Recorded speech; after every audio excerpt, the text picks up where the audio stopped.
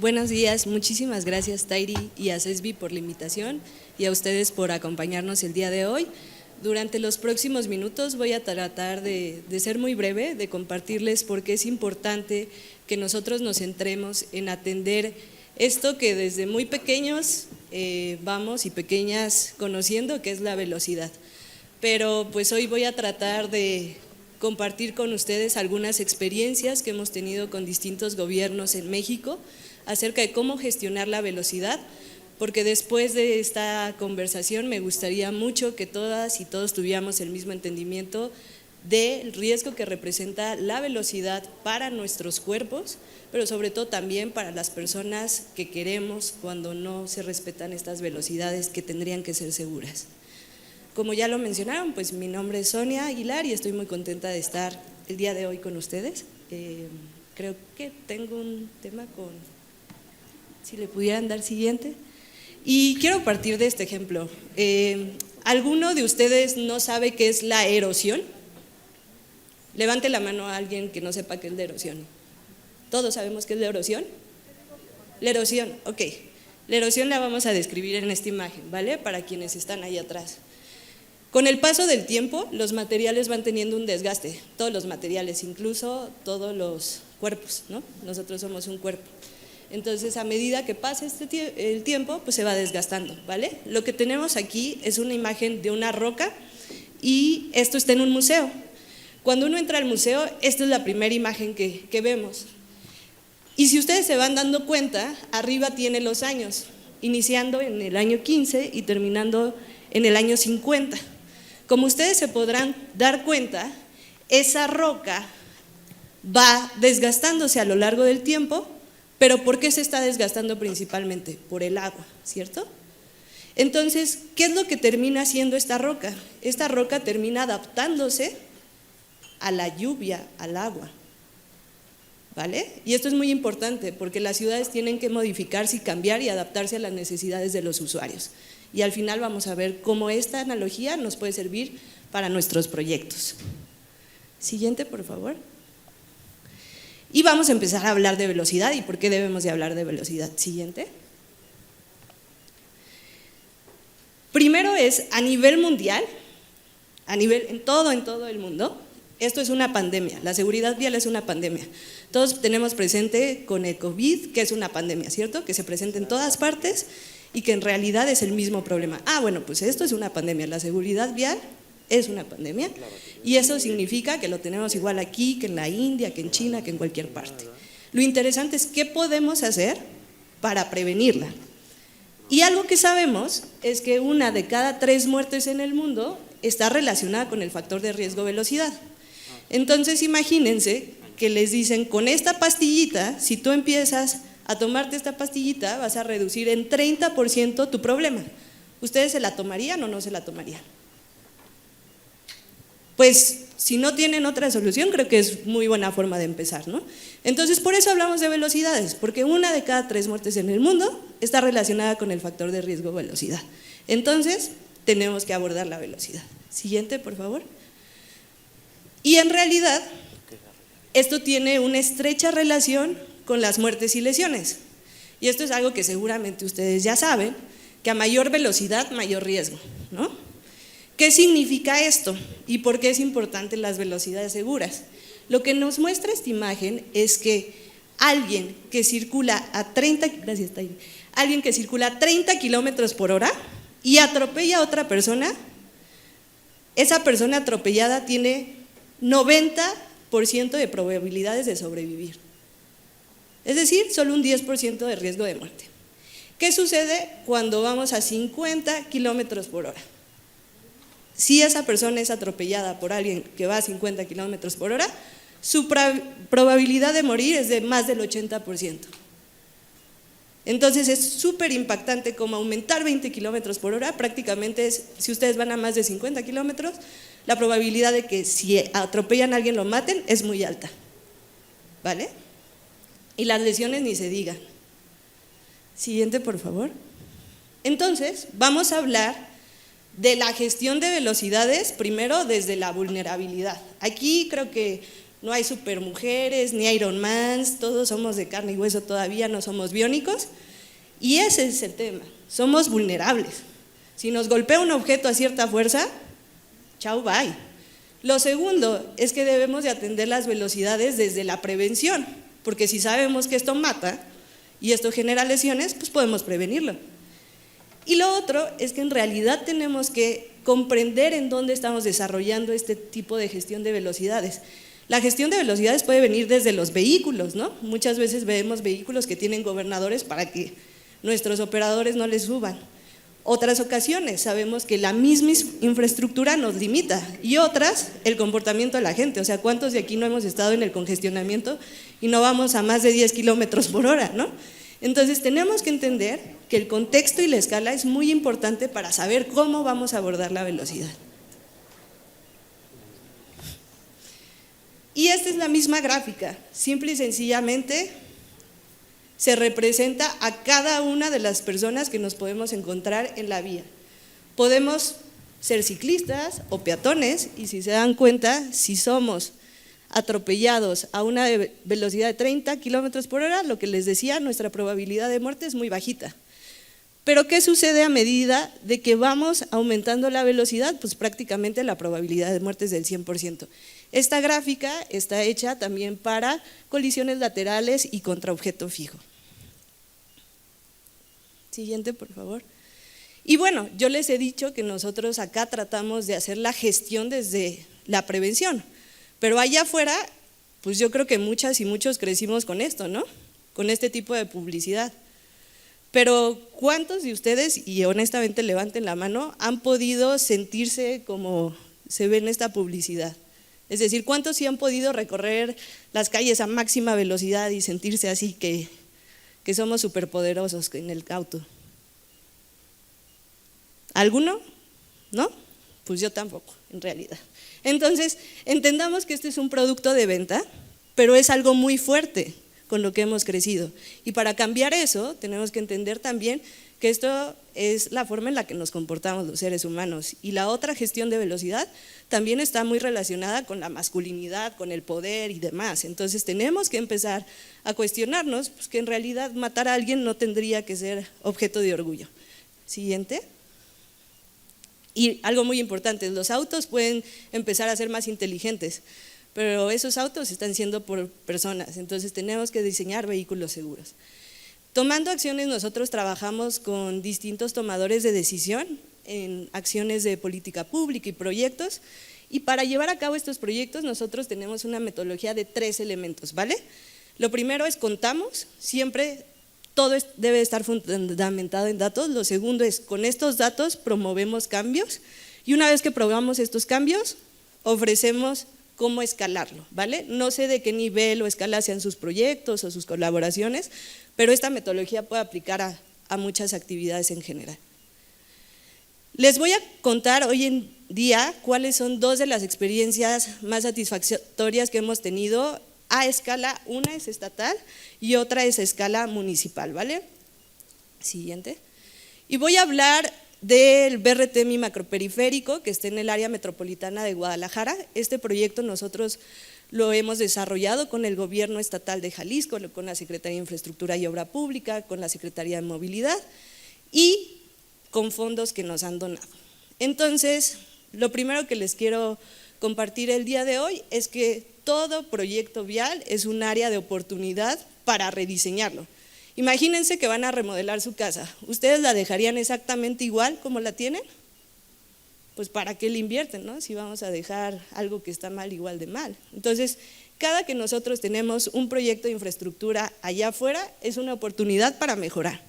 Y en ese sentido, ¿para quiénes estamos mejorando las vías? Las estamos mejorando para los más vulnerables, ¿no?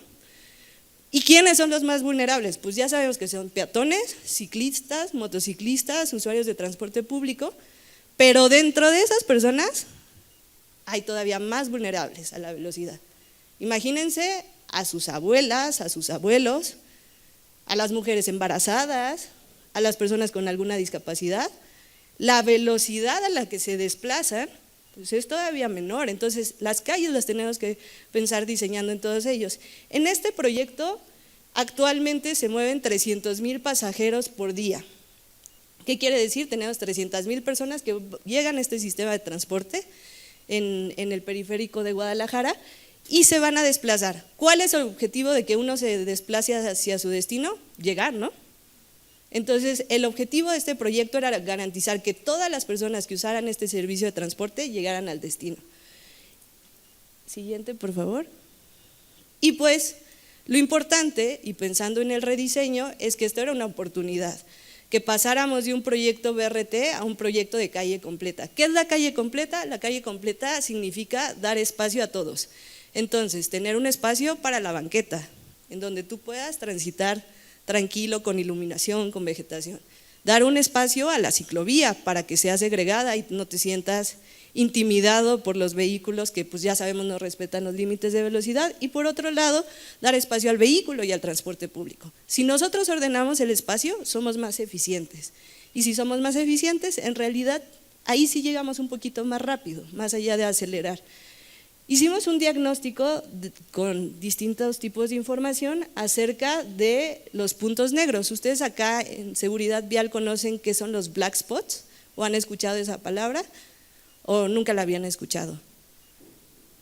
Si no, les cuento que es un poquito, de forma muy breve. Los black spots es como si nosotros pudiéramos analizar el cáncer en las vías de la ciudad, ¿vale? Entonces lo que hacemos es tener por un lado, como si nosotros tuviéramos nuestro sistema circulatorio, son todas las calles, pero dentro de ese sistema circulatorio nosotros identificamos en dónde es que tenemos mayor número de muertes y lesiones en las calles, ¿vale? Y esos son los black spots, es decir, no los tenemos en todas las vías, pero sí en algunos puntos muy concentrados. Y lo que buscamos es identificar en dónde están esos puntos para generar soluciones. Y finalmente, pues se hace un análisis de auditorías de seguridad vial, que es evaluar el proyecto que se va a construir, que todavía no se ha construido, contra lo que se va a construir para verificar si es seguro, y evaluar el comportamiento de los usuarios, que eso es tener una línea base. ¿Qué nos permiten las líneas bases? Saber en dónde estoy y a dónde voy a llegar con mi proyecto, ¿sale? Siguiente, por favor. En este periférico, esta es la vía era la vía más siniestrada de toda el área metropolitana de Guadalajara, ¿vale? Era el corredor donde teníamos más muertes y lesiones. ¿Qué significa esto? Pues que anualmente teníamos 24 muertes, teníamos más de 600 involucrados en hechos de tránsito, y hay algo en lo que quiero hacer como mucho énfasis en esta parte, y es que cada que nosotros tenemos involucrados, en realidad esas colisiones están generando demoras, ¿no? ¿Cuántas veces no hemos estado atorados en el tránsito y de pronto decimos, ¿qué habrá pasado?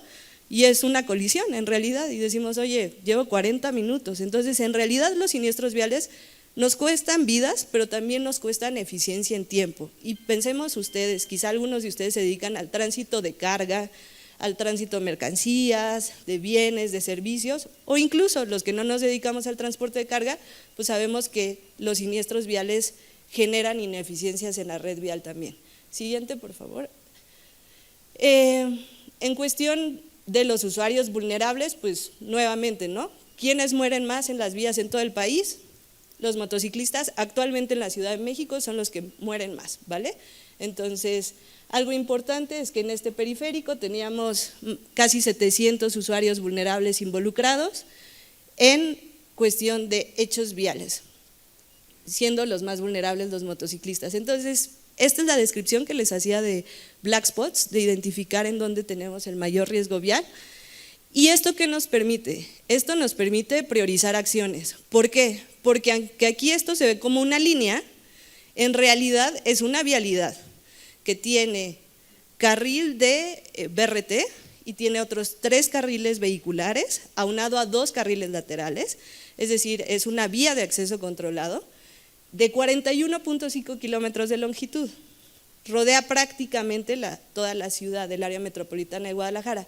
Y si nosotros queremos hacer un cambio, pues ¿cuáles son los 2 elementos que siempre nos dicen los gobiernos? Yo no tengo recursos materiales, ¿no?, como para estar remodelando y rediseñando cada calle, pero también muchas veces no tenemos los recursos humanos, no podemos tener a un oficial en cada esquina, aunque queramos, no es posible. Entonces, empezamos a centrar acciones a partir del diagnóstico en los sitios de mayor riesgo vial para todos. E identificamos que más de la mitad de las muertes se concentra en 10 entornos del sistema. Es decir, nosotros teníamos que rediseñar correctamente todo el sistema, pero tendríamos que enfocarnos en 10 entornos para lograr el mayor impacto. ¿Por qué? Porque ya sabíamos que ahí estaba muriendo la gente, históricamente. Siguiente, por favor. Y bueno, ¿cuál fue como el factor de riesgo velocidad que empezamos a hacer? Siguiente. Empezamos a identificar, y esto tiene que ver con los diagnósticos, con que ustedes conozcan las vías por donde transita ustedes, pero también las mercancías o cualquier servicio que ustedes estén brindando. Algo que es muy importante es que las vías son dinámicas. No es lo mismo Insurgente Sur a las 3 de la mañana que Insurgente Sur a las 8 o 9 de la mañana. Si yo no sé cómo y va más allá de identificar cuáles son las horas pico o las horas valle. Lo que ustedes van a ver aquí en esta imagen, si me ayudan viendo la parte superior derecha, son las horas a lo largo del día, y si me ayudan viendo la parte inferior, bueno, que es su izquierda, el exceso de velocidad. Y se van a dar cuenta que la velocidad no se comporta igual a lo largo del día. ¿Qué identificamos con esta información modelada? Identificamos por un lado que la hora de mayor flujo libre son las 3 de la mañana. ¿Qué quiere decir mayor flujo libre? No hay congestionamiento, todos vamos como nos permite la vía. Si la vía tiene un ancho de carril que me permite 80 kilómetros, la gente le va a dar 80 y hasta más, ¿no? Entonces, a flujo libre, la hora más crítica era a las 3 de la mañana. Lo segundo, la hora con mayor congestión o de menor flujo libre eran las 6 de la tarde. ¿Qué identificamos con esto? Por un lado, que el corredor no es igual. Hay carriles, digamos que aquí lo vemos como 2 líneas, pero la parte del centro de la C son carriles que van en un sentido y los otros en la otra dirección, ¿correcto? No es un espejo, no tengo el mismo comportamiento de velocidad de un lado que del otro. ¿Por qué? Porque muchos de estos viajes son pendulares. ¿Qué quiere decir esto? Que por la mañana la mayor parte va para acá y por la tarde regresa, ¿vale? ¿Y esto qué significa en cuestión de exceso de velocidad? Pues significa que yo debo de regular y controlarlo en ambos cuerpos de la vía. Siguiente, por favor. Y bueno, eso era sin sistema de transporte, ¿no? Sin incluir al nuevo BRT que iba a entrar en operación. Pero si nosotros pensamos en el BRT, sabíamos que el BRT iba a circular por carriles centrales, igual que lo hace aquí el Metrobús en ciertas líneas, y que la hora más crítica de circulación en carriles centrales eran las 11 de la noche. ¿Y por qué las 11 de la noche? Porque a esa hora prácticamente todo el corredor operaba exceso de velocidad. ¿Qué quiere decir esto? Cuando ustedes, los que han tenido y las que han tenido la oportunidad de acceder a una estación BRT, ¿qué es lo que hacen? Caminan hacia el centro de la estación, ¿correcto? Y tienen que atravesar un número de carriles vehiculares. Cada uno de esos carriles que ustedes recorren representa un riesgo si todos los vehículos van a exceso de velocidad. Ese era el tema más crítico que teníamos en ese momento, entender cómo gestionábamos la velocidad para no tener un número impresionante de atropellamientos. Siguiente, por favor. Y entonces centramos nuestra atención en esto. ¿Cuál va a ser el momento en donde vamos a tener el mayor riesgo para nuestros usuarios? Bueno, pues primero en las laterales, ¿no? Teníamos que saber cuántos vehículos excedían la velocidad. 1 de cada 3 vehículos excedía la velocidad en las laterales. Y ese era el momento en donde nosotros también sabíamos que por el diseño de nuestro corredor, los usuarios iban a pasar de las laterales al centro, es decir, iban a atravesar. Con la entrada en operación de este sistema, las personas cruzarían de las laterales a los centrales, y si no regulábamos las velocidades, pues íbamos a tener atropellamientos. Siguiente, por favor. Con estos dos análisis, identificamos que en donde teníamos que centrar las principales acciones no era en realidad en todos los carriles, sino en los 2 carriles laterales que teníamos por cada cuerpo. Identificamos también en qué tramos del corredor. No teníamos que hacer esta gestión a lo largo del corredor, aunque hubiera sido ideal, necesitamos centrar nuestras acciones en los sitios de mayor riesgo, que son estos tramitos rojitos que ustedes ven. ¿A qué hora vamos a poner regulación y control? Porque si no controlamos, si ya sabemos que se está excediendo la velocidad y no la controlamos, pues es como tener un problema y no hacer nada, ¿cierto? Identificamos que la hora más crítica era las 23 horas en los carriles laterales y que la velocidad más alta era prácticamente 70 kilómetros por hora. ¿Se acuerdan lo que les dije? Que a más de 50 kilómetros la probabilidad de morir es de más del 80%. Cuando nosotros vimos esto dijimos, bueno, pues tenemos que gestionar la velocidad en las laterales. Siguiente, por favor. Y finalmente, afortunadamente, el periférico hoy en día, a todos los que vayan al área metropolitana de Guadalajara, pues es un proyecto que ya está construido, afortunadamente. Por otro lado, se logró gestionar con este proyecto de infraestructura el rediseño de calle vial. Entonces sí tenemos espacio para peatones, ciclistas, transporte público, y por otro lado las velocidades se bajaron en las laterales, ¿vale? Teníamos velocidades de 50 a 40 kilómetros por hora y ahora es de 30 kilómetros por hora. Siguiente, por favor. ¿Cuáles son nuestras oportunidades? Pues algo muy importante es que nosotros logramos pasar de estos carriles laterales a 30 kilómetros, en carriles centrales la idea es a 50, pero hoy siguen operando 80, que pudiéramos gestionar mediante la infraestructura y su mantenimiento, y en cuestión de regulación y control sobre el periférico existen fotorradares, ¿vale? Esos ya existían antes de la intervención y en realidad se localizaron ahora en los puntos más adecuados. Eso nos permitió el análisis. ¿En dónde hace falta fotoinfracciones? En los carriles laterales, pero los carriles centrales ya opera. Y lo otro que es muy importante, porque si aquí hay agentes de tránsito o alguien dedicado a la regulación y control, es pues lo que no se mide no se puede mejorar. Y esto significa para nosotros que si tenemos una regulación y un control, pero nadie está aplicando la ley, pues los comportamientos van a seguir siendo los inadecuados, ¿vale? Siguiente, por favor. Y bueno, esto es un poco de cómo se ve el periférico al día de hoy en los carriles laterales. Vuelvo a lo mismo. Todos en esta sala quizá hemos tenido la oportunidad de estar en algún periférico del país y conocemos cuáles son los entornos de los periféricos, ¿no? No nos sentimos usualmente seguras y seguros, y la idea es que también se vuelvan espacios en donde las transiciones sean seguras para todas las personas. Siguiente, por favor. Este es el caso de mi macroperiférico, y con esto, en realidad, entendiendo en dónde está el problema y por qué pues esta serie de conferencias es de seguridad vial, pues lo más importante que busca la seguridad vial es salvar vidas, es evitar muertes, evitar lesiones. Entonces, con una vida que salvemos en este salón el día de hoy, mañana y los días que vengan, créanme que estamos haciendo mucho, ¿vale? Y entonces sí nos volvemos súper mujeres y súper hombres, ¿no? Todo esto se puede evitar cuando nosotros empezamos a ver la reducción de muertes y lesiones. Nos damos cuenta que tan solo con el control estricto de velocidad en esta vía podemos salvar entre 19 y 33% de las muertes que se registran y evitar entre 11 y 22% de lesiones anualmente, ¿vale? Entonces hay que ponernos indicadores en todos los proyectos que tengamos. ¿Y cómo vamos a medir que esto sucede? Con los datos antes y después. Yo espero poder estar con ustedes en un año y compartirles, después de 2 años de operación del proyecto, si esto se ha logrado reducir, pero al menos estas son las potenciales. Siguiente, por favor. Y vamos a hablar muy rápido, porque sé que no me queda mucho tiempo, de los entornos escolares. Estas son otras formas de gestionar las velocidades y es importante comprender por qué podemos empezar a través de una escala más barrial, más local. Y para esto pues hay 5 principios clave. Número 1, diseñe para la velocidad deseada.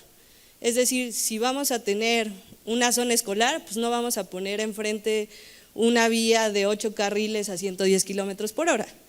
Entonces tenemos que identificar cuál es el entorno, el contexto por el que estamos transitando. ¿Es una escuela, es un parque, es un centro comercial? Y eso en general va a determinar la dinámica, el tipo de personas que circulan, y en función a eso se tendría que establecer la velocidad. Segundo, considere la configuración vial. Ayer estábamos en el cablebús y estábamos viendo desde las alturas Iztapalapa, ¿no? Y veíamos la red vial, ¿no? Que era como un laberinto. Para quienes hemos estado en Iztapalapa, creo que comprendemos que es como un laberinto andar por ahí.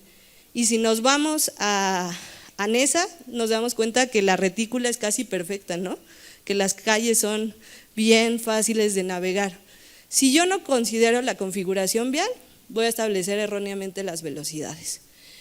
Considerar a todas las personas usuarias, ya lo hablamos al inicio, pero esto no está pensado, o sea, el sistema vial, el sistema de movilidad, no está pensado para llegar rápido, está pensado para llegar.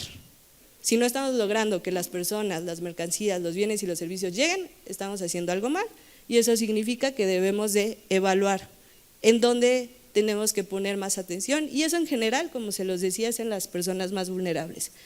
Sea sensible al contexto. No sé si ustedes o alguno de ustedes ha pasado por el Foro Sol, el Palacio de los Deportes, el Estadio Azteca, ¿no? Pero si ustedes han pasado o viven por ahí, sabrán que si hay un evento, pues el contexto les afecta, ¿no? ¿Y qué es esto? Pues que tenemos que pensar también en dónde están nuestros centros de distribución localizados, ¿no? A dónde van a llegar las mercancías, pero también en cuestión de transporte público, ¿a dónde llega la mayor cantidad de personas? A las terminales, a las estaciones. Entonces tenemos que adecuarlas para que sean seguras para todos. Y esto, hablando de entornos escolares, pues aún es más un tema de mayor cuidado. Y evalúe la seguridad. La seguridad, lamentablemente en México no solo tiene que ser seguridad vial, nos hemos dado cuenta en diversos estudios que la seguridad pública tiene una alta correlación con la seguridad vial. Es decir, si yo tengo banquetas iluminadas, eso me sirve tanto para la seguridad vial como para la seguridad pública. Si yo tengo cámaras o radares de fotoinfracción, me sirve para la seguridad vial y me sirve para la seguridad pública. Siguiente, por favor. En términos de diagnóstico, digamos nosotros, este caso que les quiero comentar ya muy rápidamente porque se nos está yendo el tiempo, es de una ciudad, esta ciudad es Colima, y en esta ciudad nosotros desarrollamos un proyecto de entornos escolares. Teníamos que identificar cuál era el entorno escolar que íbamos a mejorar. Teníamos solo un proyecto piloto para desarrollar y cómo decidimos en dónde íbamos a actuar en infraestructura. Lo primero, y alguien puede decir, bueno, pues donde tengas más muertes y lesiones, me lo acabas de decir, ¿no? Eso es un hecho, cuenten con eso. Lo segundo es, si este es un proyecto dirigido a estudiantes, a niños, a niñas, ¿en dónde creen que teníamos que poner atención? ¿En qué espacios? ¿Qué tenía que haber para que en realidad sucediera el proyecto? Escuelas, ¿no? Lo segundo es que estos hechos viales tendrían que haber sucedido en horario y día escolar, ¿no? Porque entonces yo podría tener atropellados, sí, pero no necesariamente las horas de entrada y salida escolar o días escolares, iba a ser personas que pues fueron atropelladas lamentablemente, pero no iba a estar beneficiando a los usuarios que queríamos beneficiar. Entonces tenemos siempre que ser como muy analíticos y cuestionarnos, ¿esto está logrando el objetivo de la población que yo estoy buscando atender? Y en este caso el diagnóstico pues se hizo con eso, con más de 500 escuelas, se identificaron 4 áreas potenciales para desarrollar la intervención de infraestructura y se priorizó la matrícula de estudiantes, es decir, que tuviéramos mayor número de estudiantes, así como que los siniestros viales sucedieran en día y horario escolar. Identificamos uno de estos entornos en donde nos dimos cuenta que asistían más de 2.500 estudiantes al día y teníamos 46 hechos viales al año. Esto nos permitió también entender que esta vía, que se ve toda en rojo, operaba a 60 kilómetros por hora, es decir, era una vía principal enfrente de una escuela y estábamos teniendo hechos viales.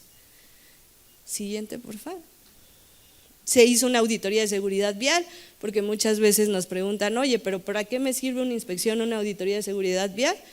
A nosotros nos sirve para entender el contexto, más allá del diagnóstico es muy general, como ustedes vieron, ¿no? De black spots, pero después tenemos que ir a sitio y verificar cómo se está comportando la gente aquí, qué es lo que está sucediendo y pues nos dimos cuenta de cosas que seguramente ustedes, si alguno es papá o mamá en esta sala, pues ha vivido, ¿no? Llegaban los papás en los últimos 5 minutos del cierre de la escuela y órale, lanzaban la lonchera y bájate y ciérrale. Y, bueno, eso era súper peligroso. Las observaciones que se hacen en las auditorías tienen que ver con el entorno, pero también con el comportamiento de las personas. Y con esos insumos se desarrolló todo el rediseño del proyecto. Siguiente, por favor.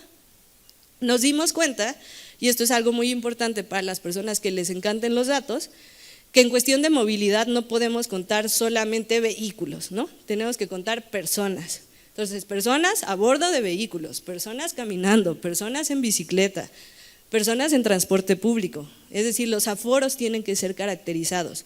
¿Por qué? Porque si yo no caracterizo esa información, no podríamos saber que en el punto 2, que es en el cual identificamos el mayor cruce de peatones, nos dábamos cuenta que el 60% de ellos en realidad eran estudiantes, ¿no?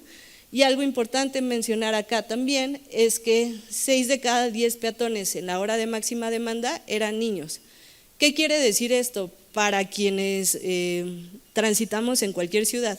Cuando ustedes vean niños o vean el simbolito de entorno escolar, deben de saber que cognitivamente los niños no desarrollan habilidades del riesgo, ¿vale? Entonces, porque muchas veces decimos, oye, pero pues se debió de haber dado cuenta, a esa edad uno no tiene desarrollado esto, ¿vale? Entonces no les podemos pedir a ellos que hagan algo que todavía físicamente su cuerpo no les permite, pero sí es importante que nosotros como adultos empecemos a atender las velocidades que son indicadas.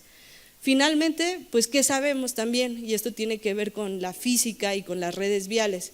Nosotros sabemos que cuando tenemos vías en donde tenemos más de 180 metros sin intersección, es decir, sin intersección semaforizada, tramos largos, a mayor longitud de la cuadra, ¿qué es lo que vamos a tener? Que las personas van a realizar mayores cruces a mitad de cuadra, ¿vale? No, y pensemos en nosotros, o sea, nosotros no nos vamos a ir a 2 kilómetros para cruzar en la intersección semaforizada. No sucede, ¿no? Tratamos de identificar en dónde.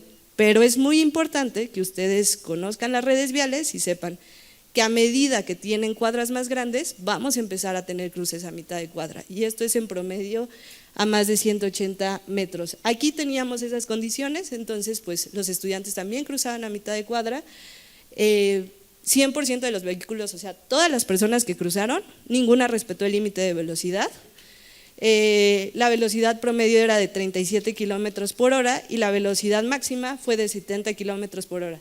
¿Alguien sabe en la Ciudad de México cuál es el límite de velocidad frente a entornos escolares? 20 kilómetros por hora. Y en la mayor parte de las ciudades ya es en la reforma de Ley General de Movilidad y Seguridad Vial se estableció una de las reformas muy recientes, es la velocidad enfrente de todos los entornos en el país es de 20 kilómetros por hora, ¿vale? Pues todo proyecto tiene retos, todo proyecto tiene oportunidades. Estas son algunas de las fases que tuvo este proyecto. Tenemos que tener un diagnóstico y perdón, pero es como cuando ustedes van al doctor, ¿ustedes creerían en alguien que no les comparte un diagnóstico y que les dice, tómese esta pastillita?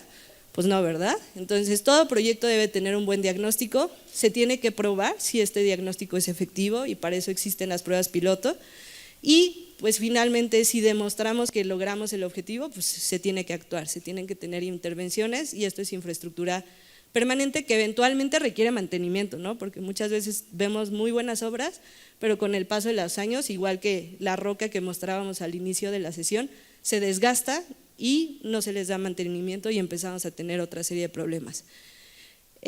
Nosotros creemos firmemente en la organización en la que colaboramos, WRI, que el diseño vial salva vidas.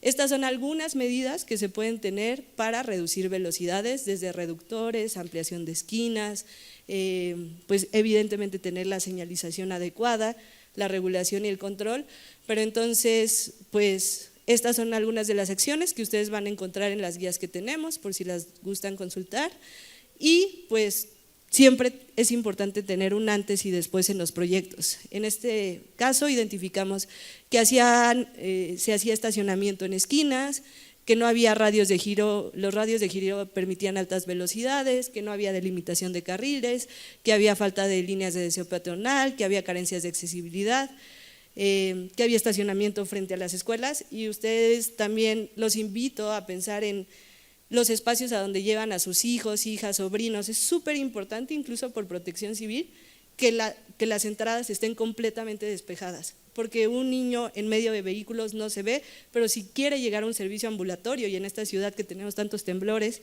el tener estacionados vehículos frente a las escuelas es un gran riesgo vial, pero también incluso si hay otras emergencias. Y lo que les decía, el incumplimiento de los 20 kilómetros por hora. Acá está Jorge se echó todos estos rediseños y en los cuales redefinimos con esta serie de comportamientos cómo íbamos a actuar. Finalmente esto es como quedó el entorno en un municipio chiquito, pequeñito, que no tenía en realidad recursos. Son cosas muy básicas, como ven, es tener un paso peatonal elevado. ¿Y qué hace tener un paso peatonal elevado? Pues lo mismo que voy a hacer ahorita, que ustedes me puedan ver más cuando yo cruzo, ¿vale? Eso es lo que hace un paso peatonal elevado, porque a veces los vemos y decimos, híjole, ¿para qué pusieron esto? Para que veas a los peatones y te detengas también, ¿vale? Lo segundo es pues reducir el cruce. Si ampliamos banquetas, reducimos la distancia de cruce de un lado al otro, establecer medianas, ampliar banquetas y finalmente pues las marcas en el pavimento. Estos son los resultados. Estas gráficas pueden, las primeras veces que uno las ve como que dice, ¿y ahí qué me quieren decir? Pero de forma muy general, digamos que lo que queremos entender es cómo cambió la velocidad en esa vía. La distribución, si ustedes se dan cuenta, el antes es todo lo grisecito, es decir, teníamos velocidades desde los 16 kilómetros hasta los prácticamente 68 kilómetros, ¿vale? Antes de la intervención. Y con la intervención, si se dan cuenta, la curva se recorre un poquito a más bajas velocidades. ¿Qué quiere decir esto? Que ya no llegamos en realidad hasta los 70, sino empezamos a tener velocidades promedio, casi todas las velocidades empiezan a caer de los 36 hacia mi derecha, ¿vale? ¿Y eso qué quiere decir? Que tuvimos una reducción de velocidades con esta intervención. ¿De cuánto fue la reducción? Del 19%. ¿Por qué es importante reducir? Pues ya se los comenté desde el inicio, a mayor velocidad, mayor riesgo. Siguiente, por favor. Y bueno, el impacto de la intervención, una vez que esto ya está construido, pues se logra una reducción del 16% en la velocidad promedio. Siguiente, por favor. Y esto pues me debe de permitir salvar vidas, evitar lesiones y colisiones. Con esta reducción que se logra, reducir en 64% las colisiones de riesgo de muerte, reducir en casi 50% las lesiones graves y reducir en casi el 20%, bueno 16% otras lesiones, ¿vale? Siguiente. Y ya con esto me despido. En realidad tenemos 5 grandes lecciones aprendidas y estas lecciones son: la clasificación de las vías debe evaluarse no solo conforme a la jerarquía, sino al uso y función y condiciones del entorno. Vimos 2 tipos de proyecto diferentes, donde los contextos eran distintos.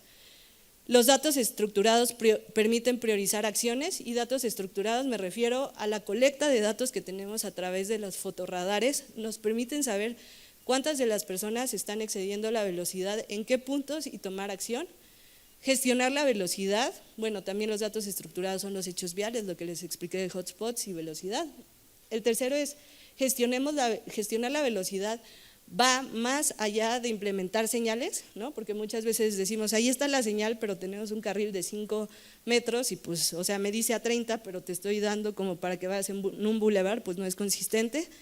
Requiere infraestructura, ¿no? Esto sí requiere infraestructura, requiere una inversión. Medidas de regulación y control, lo que les decía, pues yo puedo establecer las reglas del juego, pero ¿quién va a estar verificando que éstas se cumplan? Tiene que haber alguien verificando eso, que en realidad esto es la fiscalización. Y por otro lado, fortalecer las capacidades para que esto se pueda replicar, y fortalecer las capacidades no solo es capacitar a la gente, sino brindarle las herramientas para que pueda actuar en consecuencia con esto. Algo muy importante de cualquiera de los proyectos de infraestructura en donde nosotros hemos estado colaborando es que tenemos que tener un componente de comunicación transversal que nos permita en todas las etapas del proyecto comprenderlo, porque muchas veces se tienen estos proyectos a nivel barrial, a nivel metropolitano, estatal, y que llegamos con la población y la población es la primera en no aceptar estas medidas porque no las comprende. Entonces es muy importante socializar este tipo de proyectos. Siguiente, por favor. Estos son algunos de los materiales en los cuales están fundamentados todos los datos y bibliografía que les compartimos el día de hoy. Son algunas de las guías que hemos desarrollado desde WRI México y pues son abiertas, gratuitas y pueden ser consultadas por ustedes, y cualquier duda pues acá estamos a sus órdenes para lo que necesiten, y ya creo que es la siguiente, Tairi, y cerramos. Muchas gracias.